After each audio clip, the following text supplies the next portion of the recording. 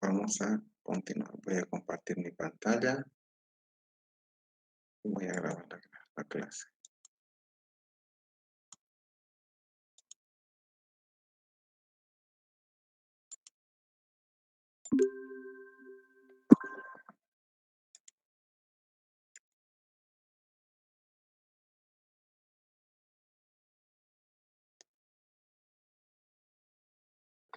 Ya, entonces lo que vamos a hacer es continuar saliéndonos un poquito del tema, pero sigue siendo algo importante para lo que es abastecimiento del agua.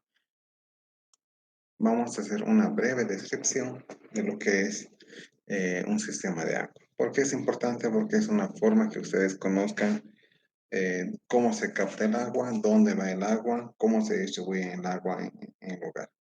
Esta es una consideración previa a la materia que ustedes van a tener o que ya han tenido, que es de ingeniería sanitaria. ¿Ya? Entonces es importante esto para que conozcan dónde, en cantidad, se, se gasta el agua, y también vamos a ver algunos conceptos de dónde se puede contaminar el agua. ¿Ya? Entonces vamos a empezar. ¿Qué es un sistema de agua? Un sistema de distribución de agua básicamente es una infraestructura, un conjunto de infraestructuras que tienen una obra de captación, es decir, un lugar de donde se saca el agua, una planta de tratamiento, muchas veces no existen, tuberías de conducción del agua de la planta de tratamiento o de la captación, un tanque de almacenamiento que a veces se puede reemplazar por otro dispositivo, y una red de distribución de agua. La red de distribución de agua es la que lleva el agua desde el tanque de almacenamiento hacia los domicilios. ¿Cuál es la finalidad de un sistema de distribución de agua? Básicamente es dotar agua a una cantidad apropiada y de buena calidad, con presión suficiente y forma continua. Entonces, si analicemos lo que es un poco la misión en sí misma, ¿qué tenemos? Dice cantidad de agua apropiada. Es decir, el sistema de agua debía distribuir a nuestro domicilio la cantidad necesaria.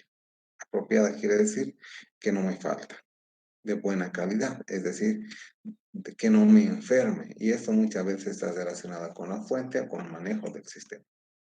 Con presión suficiente, o sea, que sirva para los usos que yo le voy a dar. Es decir, que si tengo una lavadora, que la presión sea suficiente para la lavadora. Si tengo una casa de 2 pisos, suficiente para que el agua suba al segundo piso y que sea continua. No es posible que no tenga paros, ¿no? Que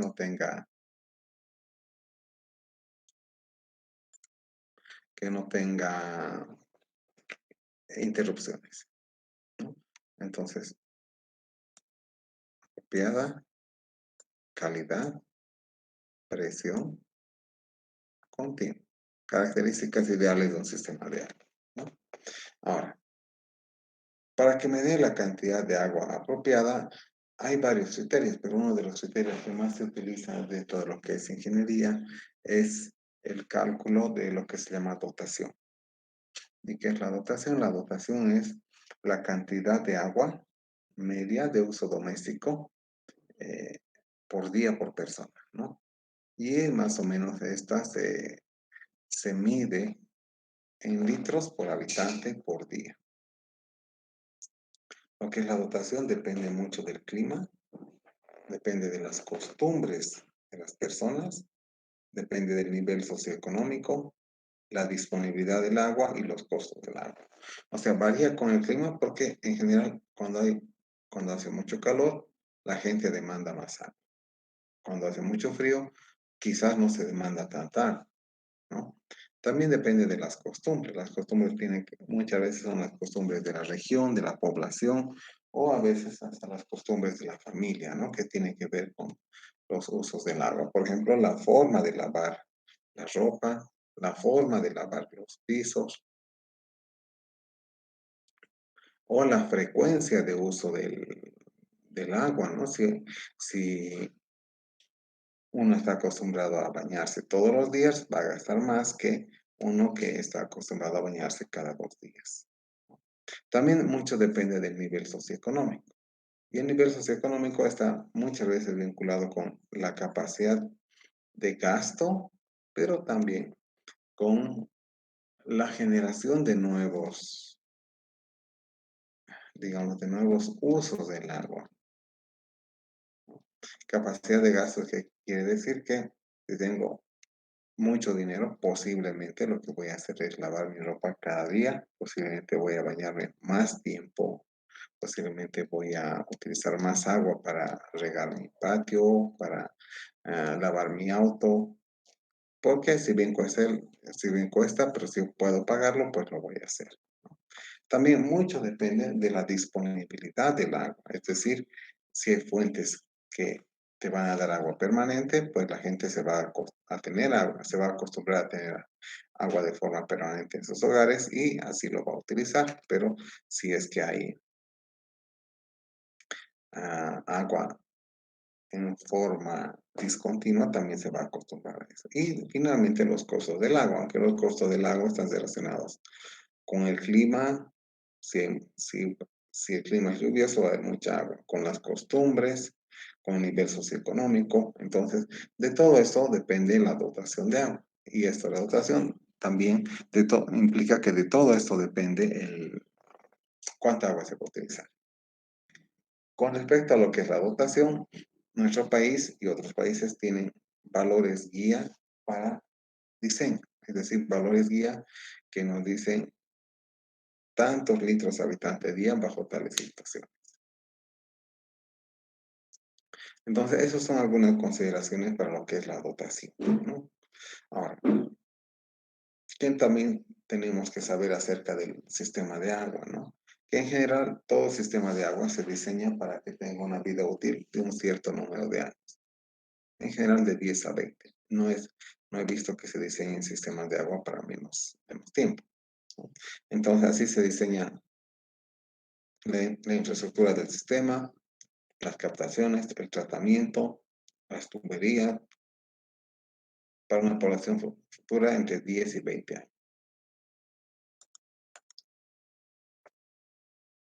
Ahora, vamos a hablar de las partes del sistema, ¿no? Lo primero son fuentes y captación. ¿Qué son fuentes y captaciones? Básicamente es todo curso de agua, puede ser superficial, subterráneo e incluso lluvia, que son usados para abastecer de agua a redes públicas y redes privadas. Aquí vamos a hablar más de fuentes superficiales y subterráneas. Pues empezamos con lo que son fuentes superficiales o captación de fuentes superficiales, captaciones de agua superficial, ¿no? Básicamente se puede definir una captación como una estructura civil, o sea, construida por ingeniero civil, que permite captar agua desde un cuerpo superficial de forma continua, segura y sin que afecte a la vida de los animales o vegetales que dependen del agua antes de ser captada. Entonces, lo ideal es que capte permanentemente el agua, que no afecte a la biodiversidad cuando se extrae esa agua. Ah, hay distintos tipos de fuentes superficiales. Tenemos los cursos de agua natural y los reservorios de agua. Vamos a ir hablando cada uno de ellos.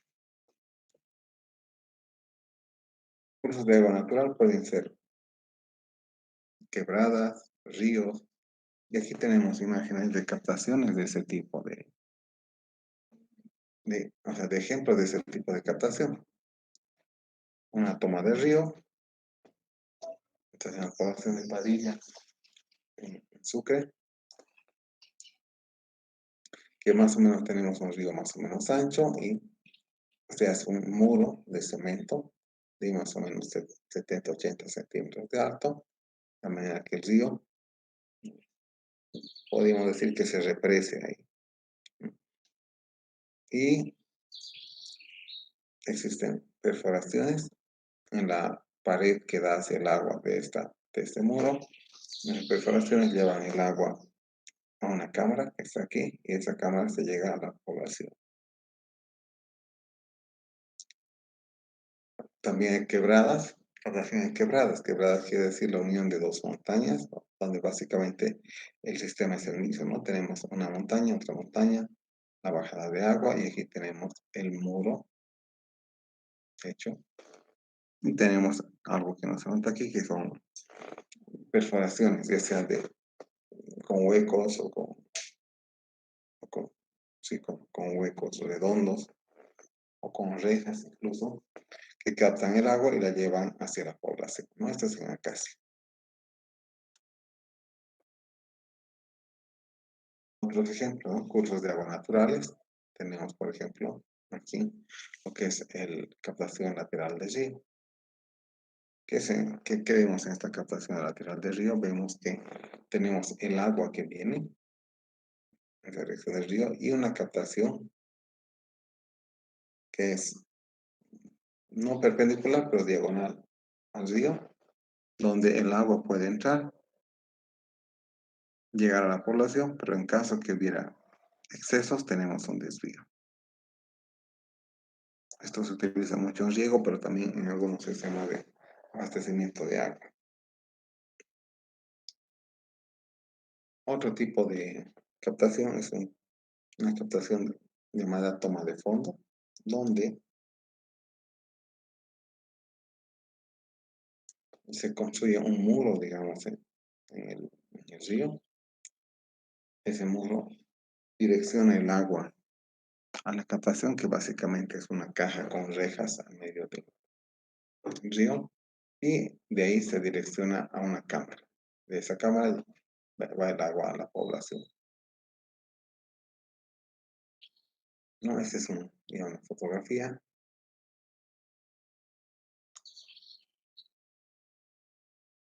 que más o menos nos muestra, ¿no? La captación del río. Y aquí existe una cámara aquí y es conectada a esta cámara.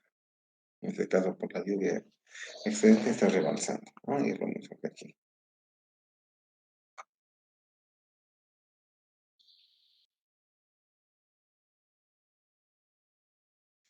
Otro tipo de fuentes superficiales, reservorios de agua. Reservorios de agua son lugares donde el agua se detiene por mucho tiempo, como hacer lagunas, presas,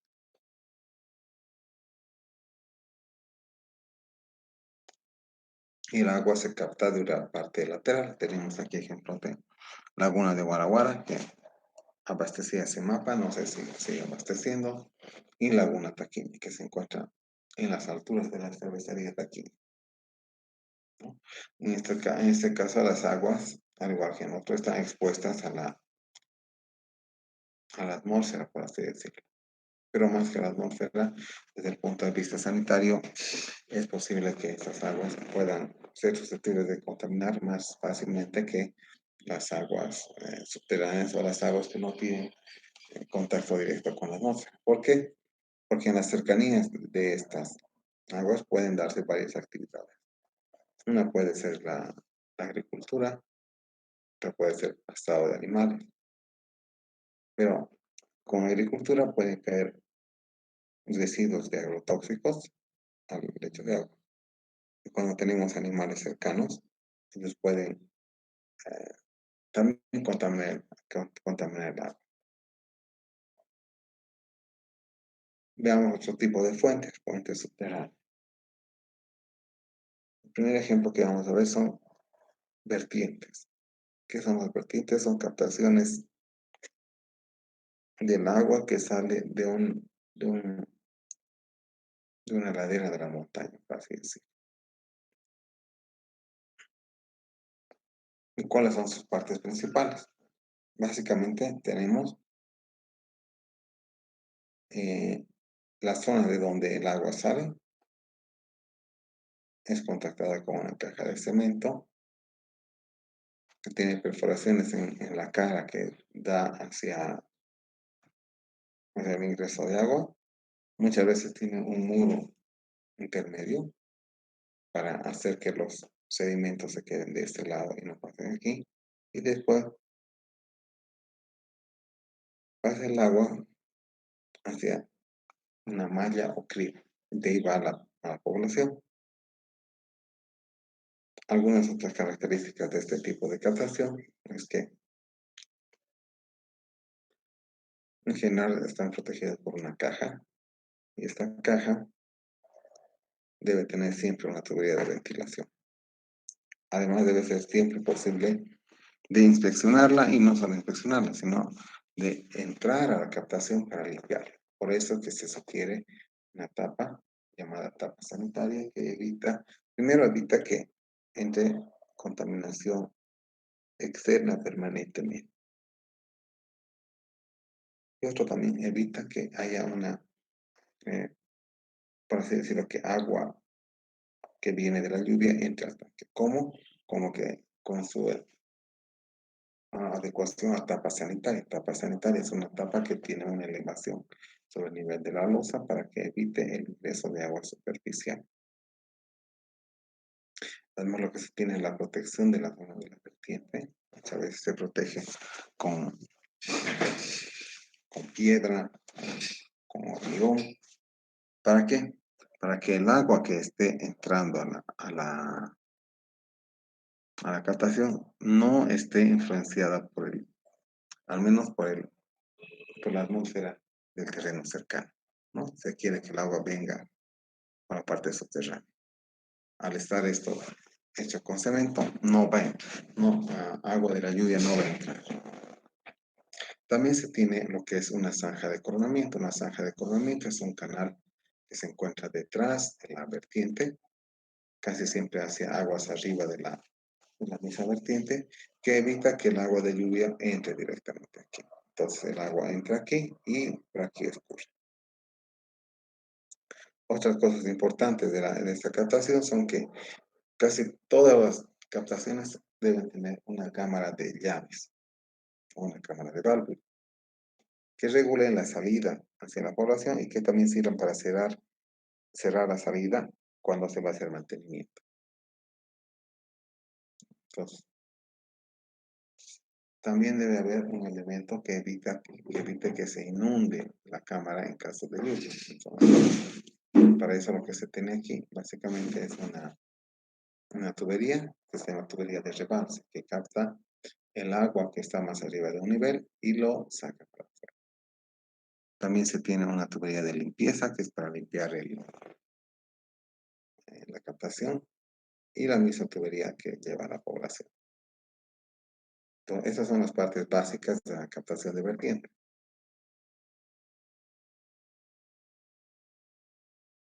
Tenemos aquí algunas imágenes, ¿no? Tenemos una vertiente en la población de Padilla, en Sucre. Bueno, tenemos aquí la captación de ceniza y aquí es donde el agua llega a través de huequitos y se la puede captar, ¿no? Tenemos otro tipo de vertiente más bien alargada. En esta, por ejemplo, no se ve la zanja de coronamiento, y en este menos. Tenemos esta vertiente que es más bien una caja alargada con un ingreso único y el agua sale del lado de la montaña y entra hacia la caja.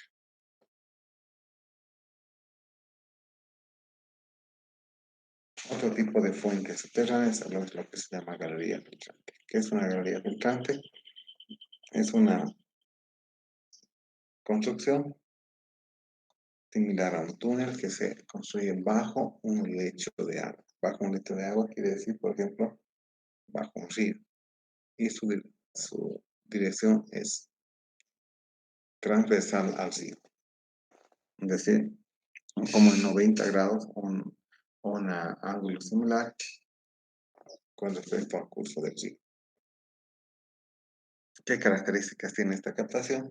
Básicamente que capta agua superficial y agua subsuperficial del lecho del río. Entonces, ¿qué tenemos aquí? Tenemos nuestro río que fluye en este sentido y varios metros abajo se ha construido esta construcción llamada galería filtrante.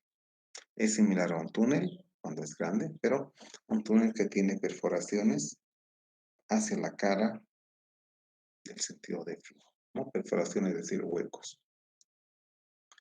Hacia la cara del sentido de flujo lo que se hace es colocar grava seleccionada para que no se tape, es decir, si de este lado es la grava del río o la arena del río, muchas veces la arena es muy fina, lo que se hace del lado donde están los huecos es proteger estos huecos. ¿Y cómo?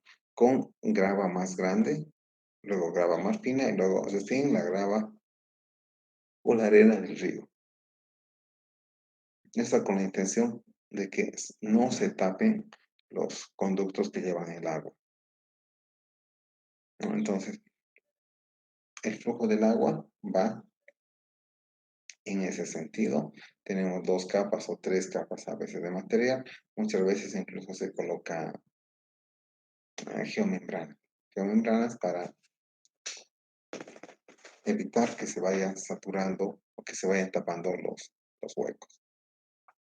Ahora, este esquema es un esquema de una galería filtrante grande que tiene más o menos 1 metro de alto y 0,80 de ancho.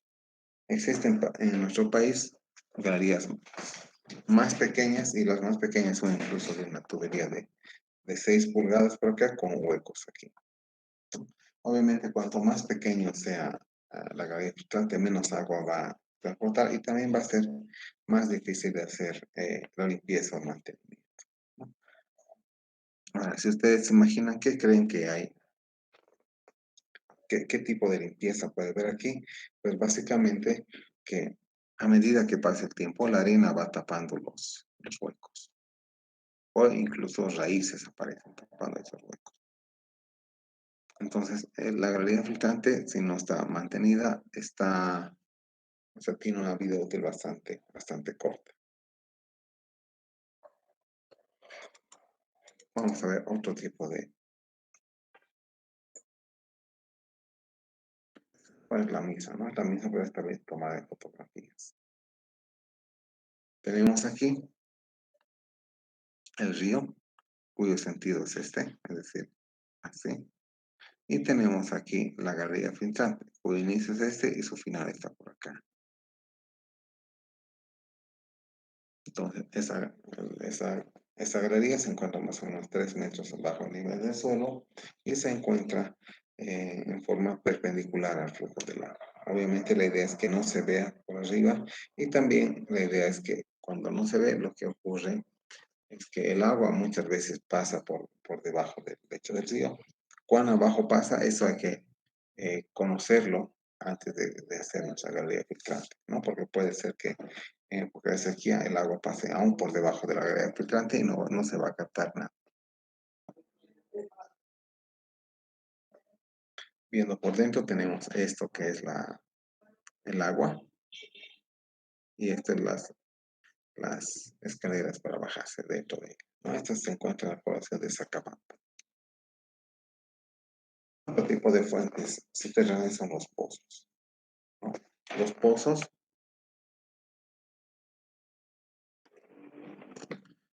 básicamente son obras de ingeniería diseñadas para captar aguas eh, subterráneas, ¿no? Superficiales y profundas.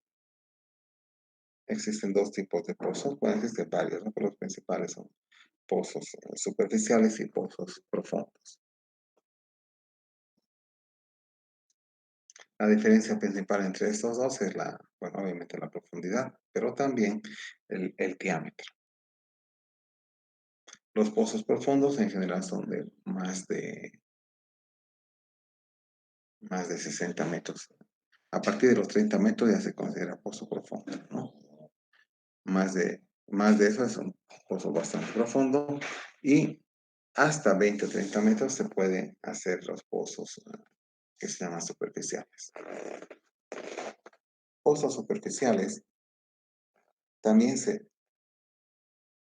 nombran así porque se cree que pueden ser, bueno, no se cree, en general pueden ser construidos en forma manual. En cambio, los pozos profundos no.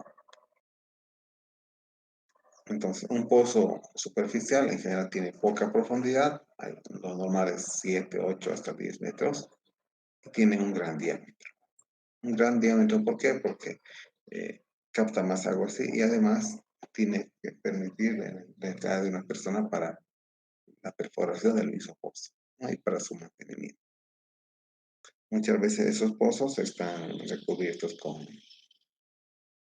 con anillas de cemento, muchas veces recubiertas con los laterales con piedra, ¿no? La parte superior de los pozos está protegida con cemento. ¿Para qué? Para que el agua de la superficie, es decir, el agua expuesta al medio ambiente, el agua posiblemente contaminada, no entre en contacto con la captación del agua. Lo ideal es que tuviera una tapa y que a través de esa tapa se podría entrar a revisar. Muchos pozos superficiales que he conocido no tienen tal tapa. Además, ¿qué cosa más tienen? Muchas veces tienen una bomba.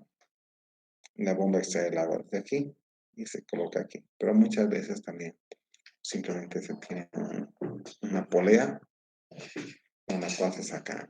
O muchas veces ni una polea, simplemente un recipiente con una cuerda para sacar el agua de abajo. Entonces, estos básicamente son poco profundos y deben ser tan anchos como que permita a un trabajador estar ahí excavando.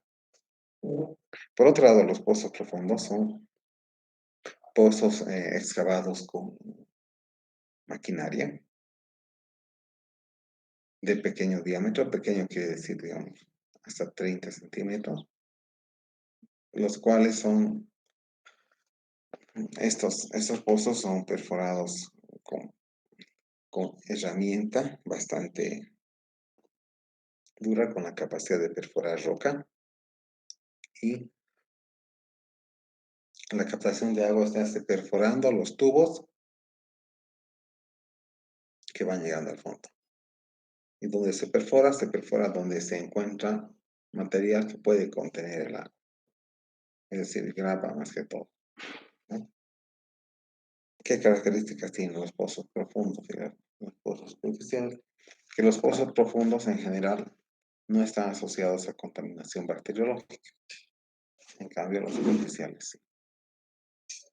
¿Por qué? Porque la contaminación bacteriológica está asociada a lo que es la contaminación por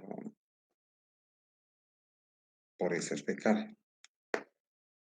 Y se cree que las heces fecales pueden estar hasta 8 o 10 metros por debajo de la superficie, especialmente cuando se tienen pozos de infiltración, cuando se tiene letrina sin salida y cuando se tienen terrenos que son bastante permeables. Entonces, hasta esa profundidad puede llegar la contaminación por, por aguas residuales o por heces fecales. Por eso es que se recomienda que cuando se perfore un pozo, se capte agua de 30 metros de agua más hacia abajo, no de 30 de agua, no de 30 metros de agua más hacia arriba. Algunos ejemplos de pozos subterráneos. Tenemos aquí, por ejemplo, esto es una caja de metal alrededor de un pozo y eso fue construido más o menos en la zona sur de nuestra ciudad, ¿no? El pozo profundo tiene pequeño diámetro, debe tener unos 20 centímetros.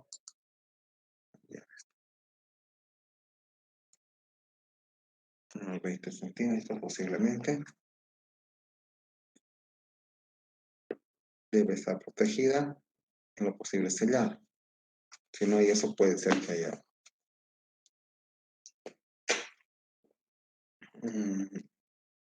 algunos organismos como ratas, ratones que pueden irse adentro del pozo, ¿no?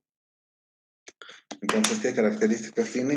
Tiene una tubería de 20 o 30 centímetros de diámetro como máximo. Por dentro entra la tubería de captación mixta y se descuelga la bomba, ¿no?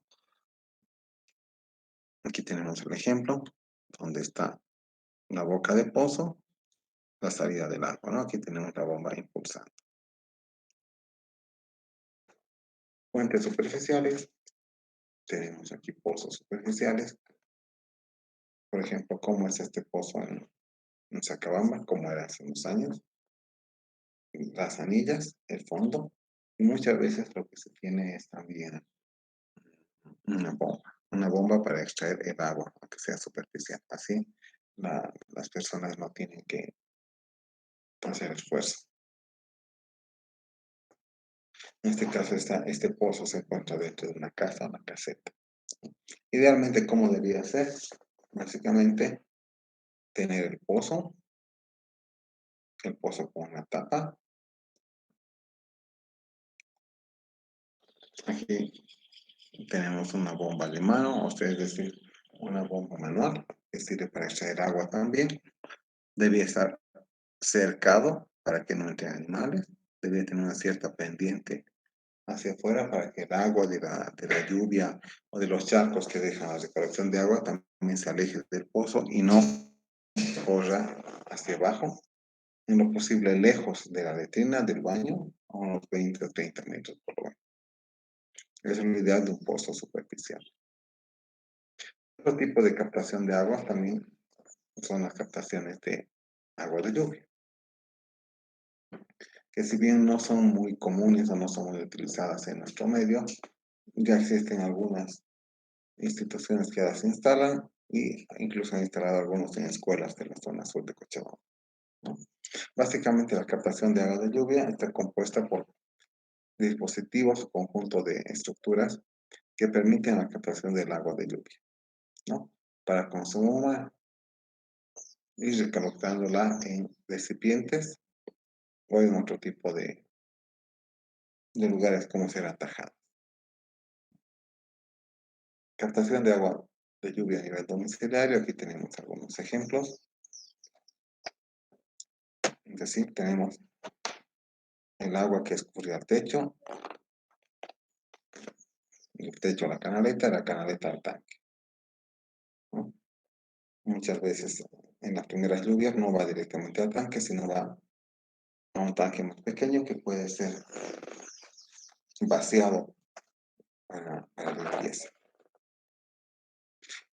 Entonces, la figura de la izquierda es ideal y estas son algunas características o algunos peligros que puede haber en la captación de agua de lluvia. Primero, en nuestro país, la época de lluvias es marcada, casi va desde octubre hasta marzo. En algunas ciudades es más concentrada, ¿no? Va de diciembre a enero, de diciembre a febrero. Entonces, ¿qué significa? Que la mayor parte del año no hay lluvia. Si queremos captar agua de lluvia, digamos, desde un techo, tenemos el problema que la mayor parte del año los techos van a estar sujetos a contaminación, ¿no? Contaminación por el ambiente y también contaminación por animales, además de tierra que puede haber en la canaleta. Entonces, lo primero que hay que hacer en este caso es limpiar el techo, por lo menos a principios de año, y también, en lo posible, evitar el ingreso de las primeras aguas. Una vez que se quiere descartar el agua, lo que se hace es, la primera lluvia viene y el agua puede ir directamente a botarse. Si son las primeras lluvias, para eso se coloca una válvula aquí, para que no entre el tanque. Una vez que más o menos se considera que está limpio la canaleta y el techo, se permite el ingreso al tanque principal. Este es el ingreso y este es el tanque principal. En general, el agua de lluvia es de buena calidad, ligeramente ácida, como hemos visto, con pH cercano a 6. No debería de tener otros contaminantes y el cielo está más o menos limpio también. Ya, vamos a hablar ahora de otros dispositivos, que son las bombas. Las bombas son dispositivos que se utilizan para elevar el agua desde un nivel inferior a un nivel superior, ¿no? Vamos a ver bombas de pozos subterráneos, casi específicamente, muy rápidamente. Y tenemos aquí una caja de un pozo. Esto es de si no me equivoco, en la zona de Sibingani, en Cochabamba. Esa foto es tomada hace 12 años más o menos.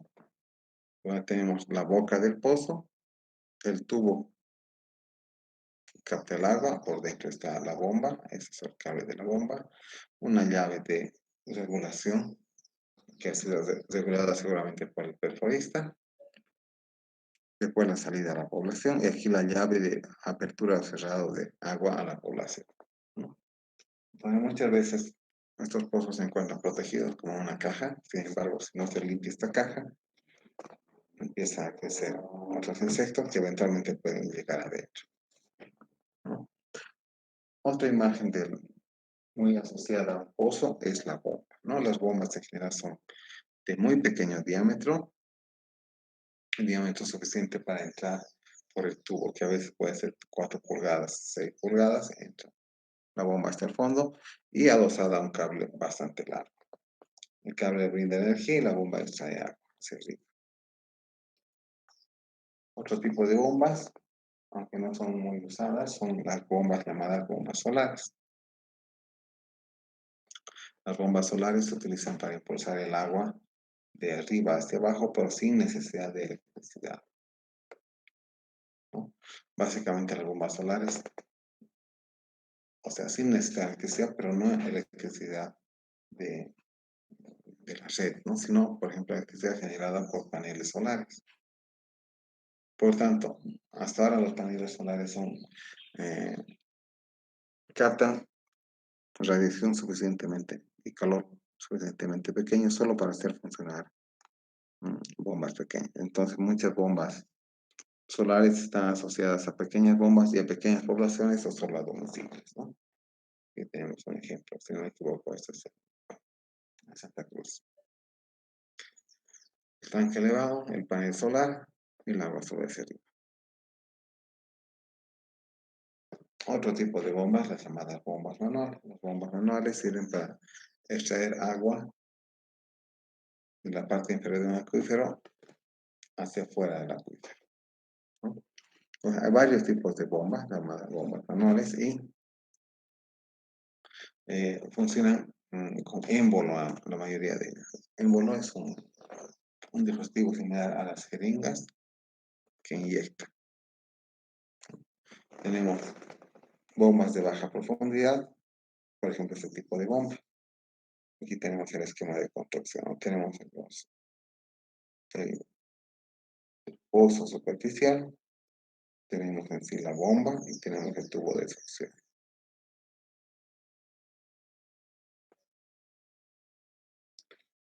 Existen varios tipos de cabezales de bombas, este es un ejemplo, ¿no? Hay varios, vamos a ver. Otras bombas para profundidad media son aquellas llamadas bombas, al menos son bastante utilizadas en Bolivia en el área tropical, las bombas tipo Rosario. Se le dice bombas tipo Rosario porque estos pequeños émbolos, digamos, eh, se colocan a igual distancia uno de otro a lo largo de toda la cuerda del pozo. Por eso se le dice bomba Rosario, porque se parece a un rosario. Cuando no hay recursos para construir un tanque elevado, una opción es tener lo que son los hidropulmones. ¿Qué son los hidropulmones? Son presurizadores de la red. Es decir, lo que hacen es presurizar el agua del pozo para que llegue con gran presión a los domicilios. Una desventaja de esto es que eh, el agua no puede estar detenida en ningún lugar. Y si el agua tiene, por ejemplo, sedimentos, los sedimentos van a pasar a la red. En cambio, si hubiera un tanque elevado, los sedimentos se quedan en el tanque y se pueden limpiar. Otra variedad de hidropulmones, quizás estos son más conocidos para ustedes, son hidropulmones convencionales,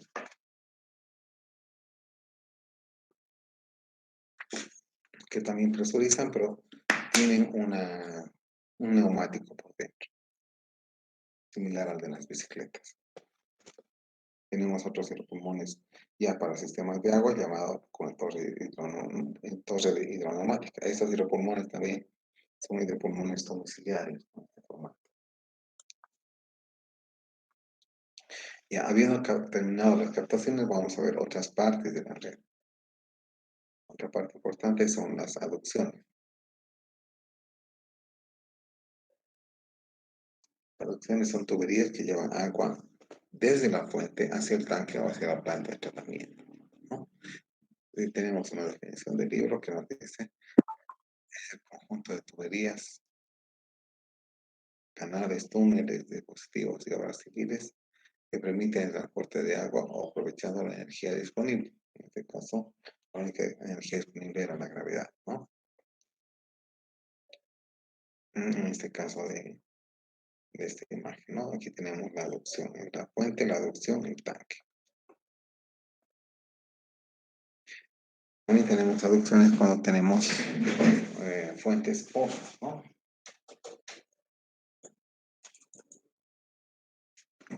Un momento, ¿no?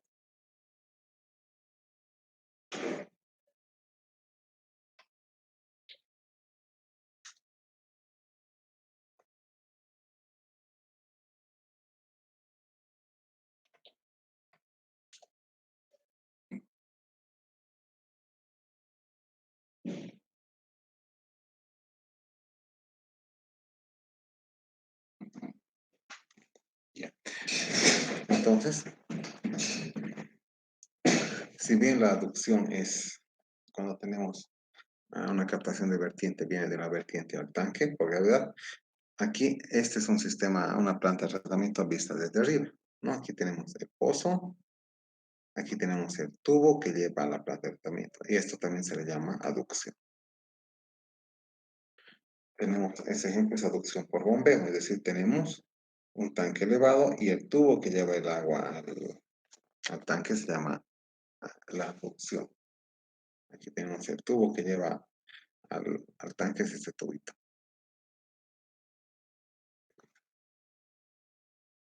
También tenemos aducción por gravedad, que es la que hemos visto como ejemplo. Y este es un ejemplo real, que es un tanque de almacenamiento en la zona de Uyuni.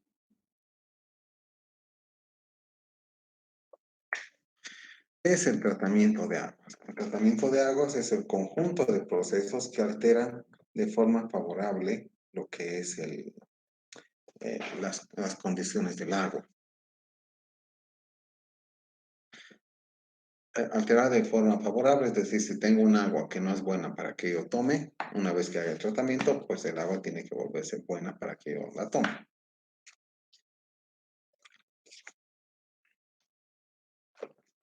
Algunos ejemplos, no muy, no muy sofisticado, más bien a nivel domiciliario o de pequeños barrios, ¿no?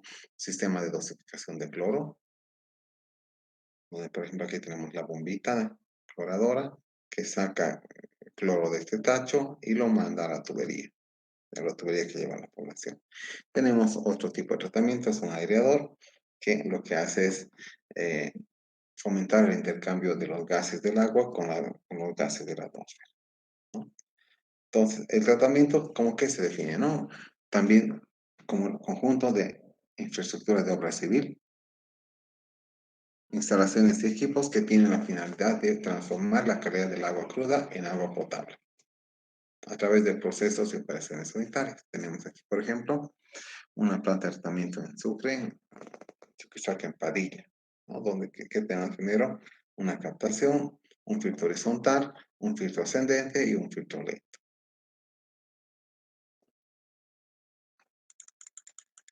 Esto antes era un video, pero no da, el video no está vinculado, si no me equivoco, déjenme ver.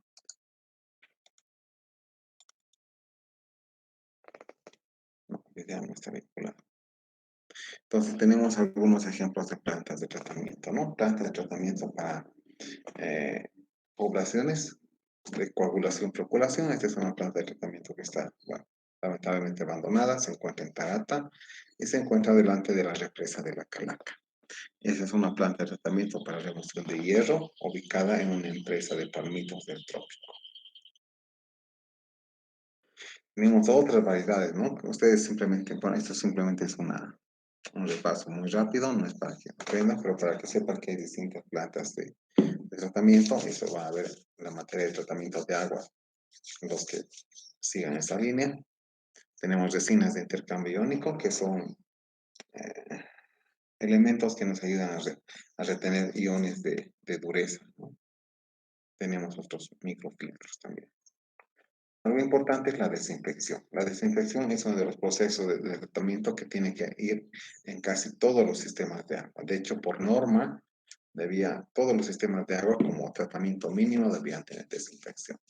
¿Y qué es la desinfección? Es el proceso físico-químico por el cual se eliminan microorganismos que causan enfermedades relacionadas con el agua, ¿no? Entonces, si tomamos agua que ha estado contaminada con aguas residuales, posiblemente algo de las aguas residuales tiene heces y las heces tienen microorganismos. Y esos microorganismos al entrar nuevamente en nuestro organismo pueden causar diarrea. Lo que se hace con la desinfección es eliminar esos microorganismos. Este, por ejemplo, es un tanque de cloro sobre un tanque de agua, ¿no? El tanque de cloro está conectado con una tubería a un baldecito y este baldecito es el que ingresa cloro al sistema de agua, ¿no? Tenemos distintos tipos de sistema de desinfección. Tenemos por inyección de cloro, aquí no es muy gráfico, porque es la tubería que lleva agua y aquí un dispositivo que inyecta cloro, ¿no? Es un dispositivo hidráulico llamado Venturi. Ustedes han llevado el principio de Venturi en hidráulica de tuberías, si no me equivoco, ¿no? Y aquí tenemos otro tipo de dispositivos donde tenemos el tanque de cloro, el baldecito regulador, el tubo que ingresa al tanque y aquí la inyección.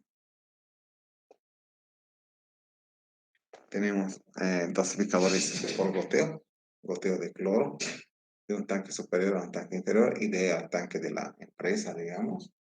También tenemos por bomba dosificadora, que hemos visto hace un rato, y tenemos por lámparas ultravioleta, que también es bastante común en nuestro medio. Otra parte importante de los sistemas de agua son los tanques. Antes de continuar, vamos a descansar aquí.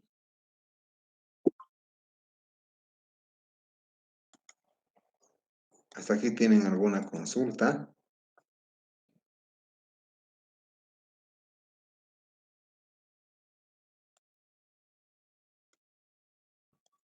¿Alguna consulta sobre lo que son partes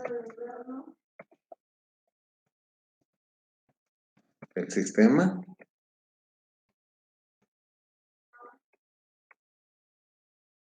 Es importante que conozcan esto, ya que eh, es lo básico de cualquier sistema de agua, ¿no? Después vamos a ver que es similar a un sistema de agua de una población, de un edificio, de una casa.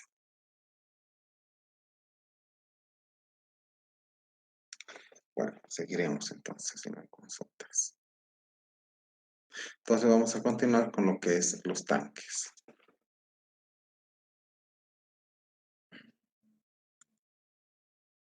Bien. Los tanques de almacenamiento de agua, seguramente ustedes los conocen. Tenemos tanques en las casas, tanques elevados, tanques superficiales, también tenemos tanques en los barrios, ¿no? También tanques en los edificios, ¿no? ¿Para qué sirven en general, no? Sirven para mejorar los caudales y para almacenar agua cuando la fuente no da, ¿no?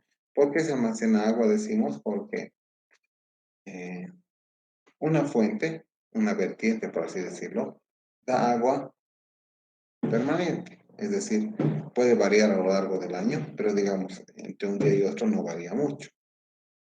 Significa que, por ejemplo, puede dar un litro, 0,1 litro por segundo, 24 horas al día. Pero la población tiene hábitos de consumo distintos. Consume más en la mañana, consume más en la tarde y consume menos al mediodía.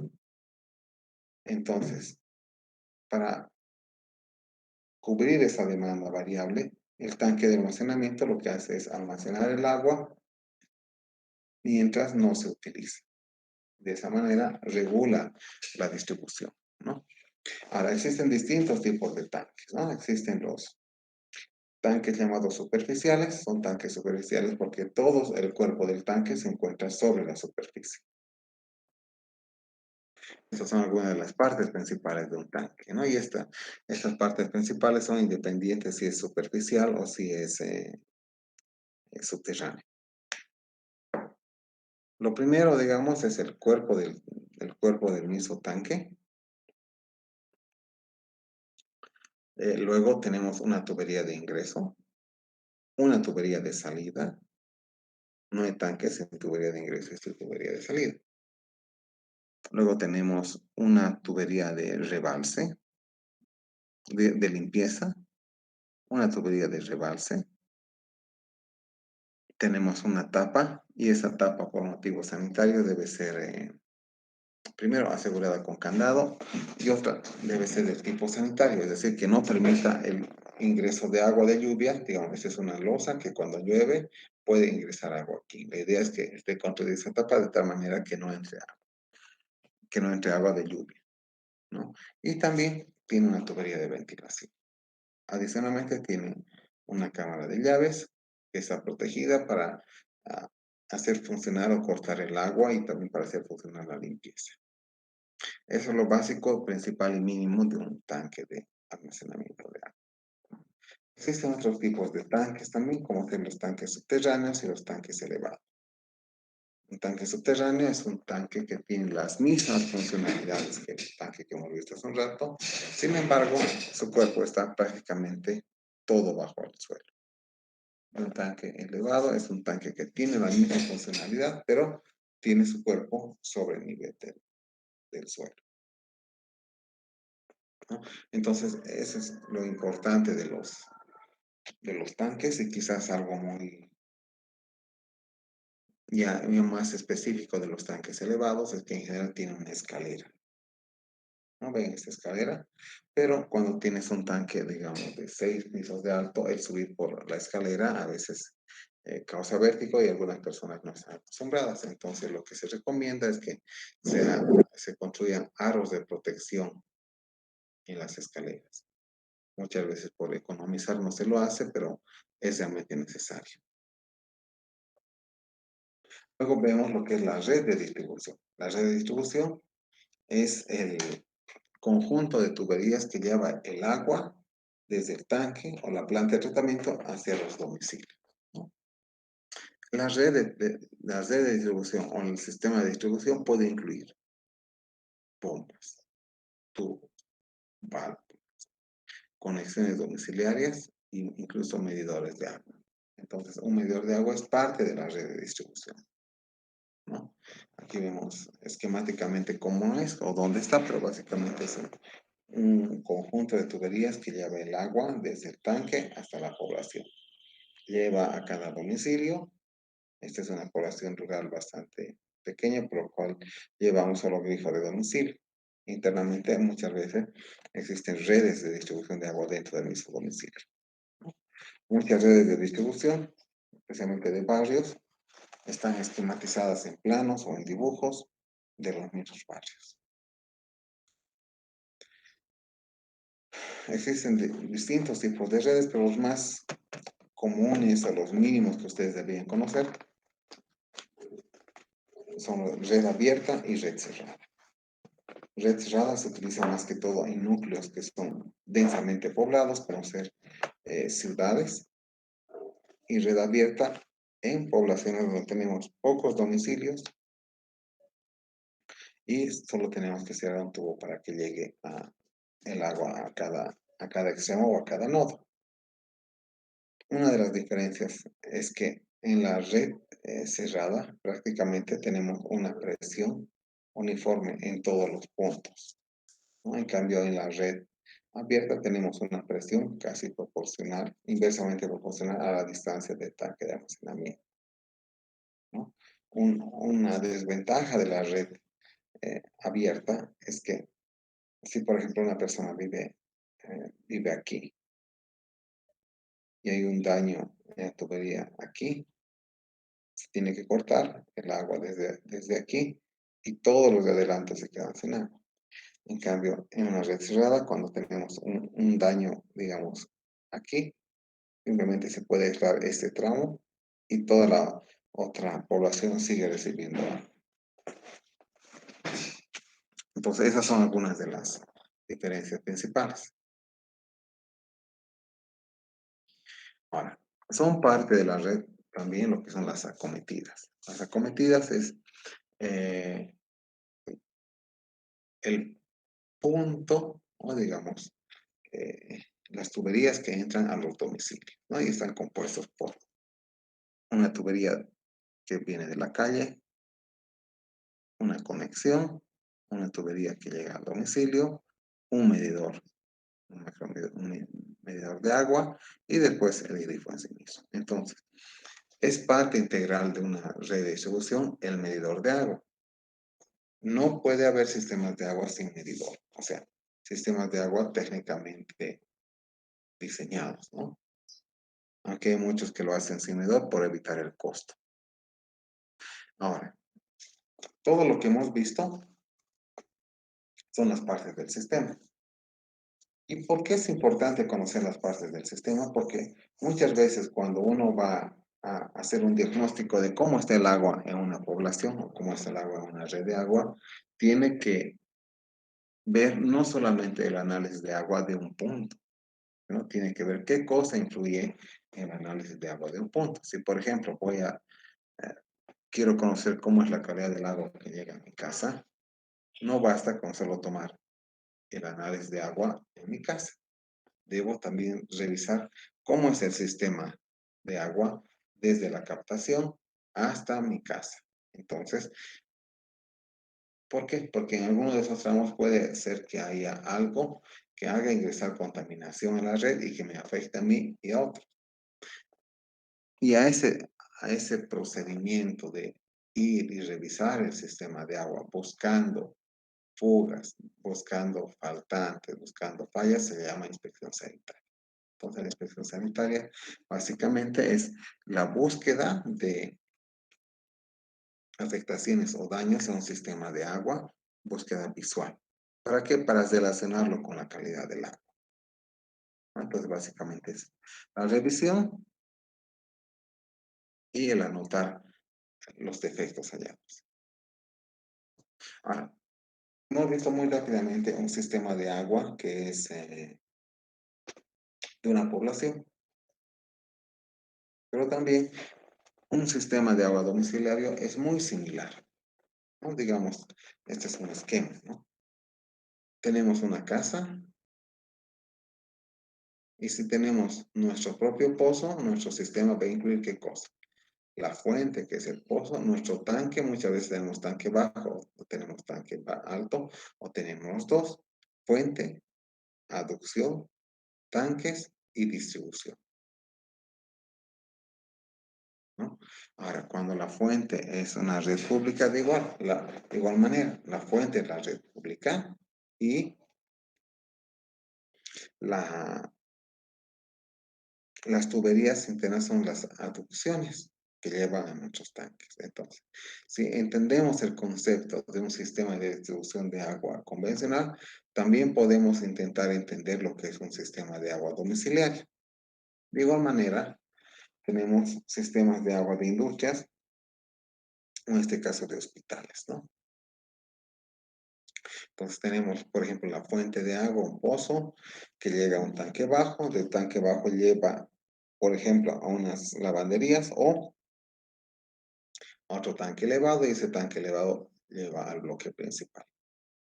De igual manera se puede tratar, si tenemos el concepto de lo que es un sistema de distribución de agua, se puede adaptar al sistema de distribución de agua de un sistema de una industria, por ejemplo.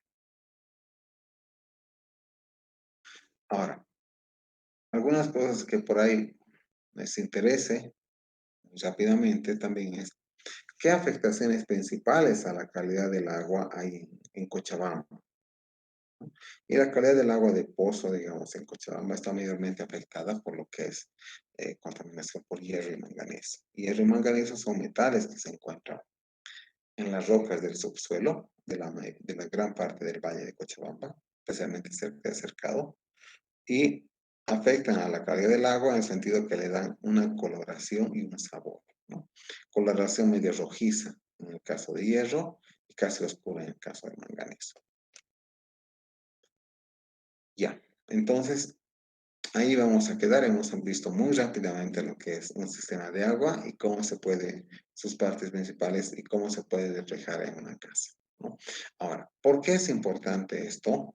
Uno, porque ustedes tienen que conocer, son futuros ingenieros, pero también pueden asociar esto a lo que están haciendo ustedes en su trabajo. Su trabajo es ver el gasto del agua. Entonces, yo les pido, calcule cuánta agua gasta en la ducha, cuánta agua gasta en la lavandería, pero también por ahí tienen otros usos, ¿no? Como por ahí tienes aquí un punto para regar, por ahí tienes un tanque. A veces cuando tienes el tanque es más difícil de cuantificar el agua que gastas si quieres compararla con el agua que ingresas. Tienes un pozo, es más fácil, ¿no? Entonces, eso es necesario que conozcan. De hecho, cuando se toma examen, también esto es parte del examen. Bueno, hasta aquí vamos a quedar con el avance. ¿Tienen alguna duda o pregunta hasta aquí?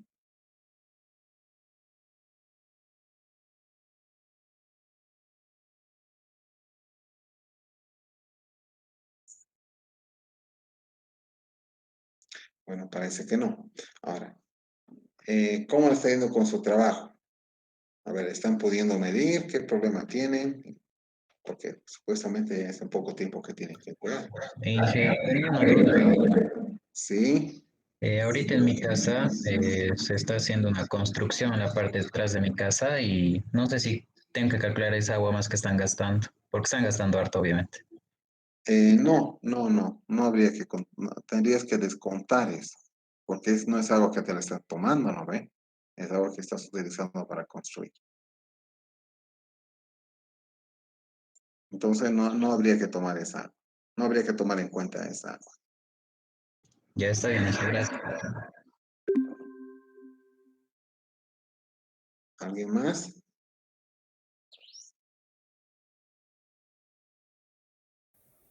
Inge, una pregunta. Sí. Yo tengo pozo en mi casa y en donde nos pide sacar foto de la factura, ¿podría poner el del alcantarillado de cuánto pago? Eh, no. En ese caso, digamos, tú colocas, es un caso especial, ¿no? Porque no pagas por consumo, porque igual no tienes medidor de agua del alcantarillado, ¿no ve? Simplemente la conexión. En ese caso, pues me sacas una foto de tu pozo y no calculas eso. Solo en tu caso, ¿no? ¿Ya? Está bien, ingeniero. Ya.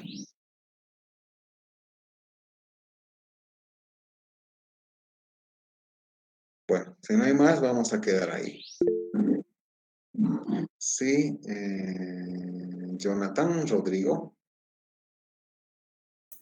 Sí, buenas tardes, ingeniero. En esa parte igual yo le quería hablar. Yo igual tengo tanque de agua y la verdad, o sea, no tengo tampoco medidor. Entonces sería sacar la foto al tanque de agua No, a ver, tanque es y una cosa, pozo es otro. A ver, ¿cómo es de dónde está, de dónde llega el agua a tu tanque? cisterna, ingeniero. Ah, entonces tienes cuánto te cuesta el cisterna, cuántas cisternas compras o cuántos turriles o cuántos cubos tienes. Ese es el costo. Ah, ya, está bien. ¿No ves? ¿Sabes cuánto pagas? Pero Sí, alguien en tu casa debe saber, ¿no ves? Ese sí, es sí, el sí. costo y sabes, a ver, pagarás, no sé, a 20 bolivianos por cubo, no sé, pero tienes cuánto te deposita porque debes tener tu volumen de tu tanque y debes saber cada qué tiempo lo llena y tiene un costo eso, ¿no ve? Sí, ingeniero. Ya, Está bien, muchas gracias. ¿listo? Bueno, entonces quedamos ahí, ¿listo? Nos vemos mañana. Ah, no, aquí dice Esaú. A ver, ¿puedes hablar o solo estás por texto? A ver, vamos a ver qué dice. Esaú dice, yo tengo una consulta. Vivo en alquiler, no tenemos unido propio. Vivimos 3 familias y eso nos dividimos. Mm, lo que podías hacer es más o menos dividir tu factura, ¿no? Es decir, ustedes se dividen y más o menos cuánto pagan cada mes. Y eso va a ser como si fuera lo que es de tu casa o de tu uso, esa tercera parte o la fracción que te toca, ¿no? Ahora, depende de dónde pagas. Si pagas a un sistema de agua, si pagas a un comité de agua, debes tener o alguien debe tener cuántos metros cúbicos. De esos metros cúbicos, lo divides proporcional a cuánto te cobran, ¿no? Digamos, si es 20 metros cúbicos y divide entre 3, debe ser a 7 bolivianos. O sea, debe ser a 7 bolivianos y eso es lo que te cuesta tus 7 metros cúbicos, ¿no? Se puede prorratear eso también.